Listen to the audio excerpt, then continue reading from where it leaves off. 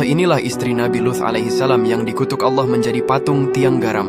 Inilah patung wanita yang telah mendurhakai Allah dan Rasul-Nya, serta menjadi bukti akan kuasa Allah subhanahu wa ta'ala. Lokasi patung tiang garam ini berada di sekitar Laut Mati, tepatnya di wilayah Yordania dan Palestina.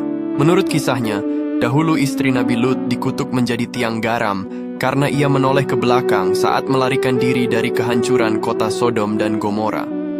Hukuman ini diberikan sebagai konsekuensi atas ketidaktaatannya terhadap perintah Allah subhanahu wa ta'ala. Hal ini juga menjadi bukti bahwa tidak ada privilege bagi keluarga seorang nabi pun. Apabila di antara mereka ada yang ingkar dan durhaka kepada Allah dan Rasul-Nya, maka ia akan mendapatkan balasan atas kedurhakaan itu. Dikisahkan dahulu di sebuah negeri yang dipenuhi kehijauan dan air, berdirilah kota-kota yang makmur bernama Sodom dan Gomora. Namun kemakmuran itu tidak diiringi dengan ketaatan. Penduduknya terbuai dalam dosa dan maksiat, tak mengenal batas dan melupakan Tuhannya. Di antara mereka hiduplah seorang nabi yang saleh, yaitu Nabi Lut alaihissalam.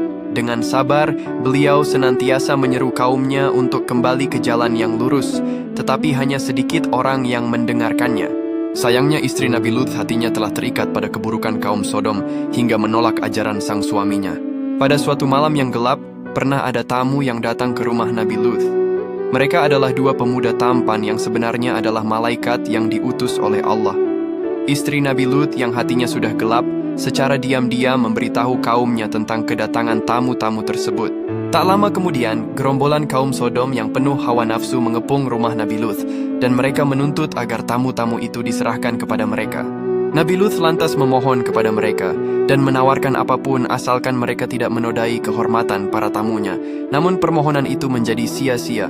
Melihat kekejian kaum yang suka terong sama terong, para malaikat lantas menampakkan wujud asli mereka.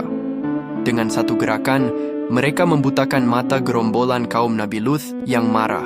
Lalu mereka memberitahu Nabi Lut, "Pergilah dari kota ini bersama keluargamu sebelum fajar. Azab akan turun menimpa kaum yang durhaka ini." Malaikat itu juga memberi satu syarat mutlak, yaitu jangan sekali-kali menoleh ke belakang saat melarikan diri. Maka di tengah malam yang sunyi, Nabi Lut bersama putri-putrinya melangkah pergi dari kota Sodom. Namun, istri Nabi Lut masih ragu. Hatinya terbagi antara kesetiaan kepada suaminya dan kecintaannya pada kehidupan lama yang penuh dosa di kota yang akan hancur. Ia berjalan di belakang mereka dengan langkah yang berat, terus berpikir tentang segala yang akan ia tinggalkan. Saat azab turun, langit menjadi pecah.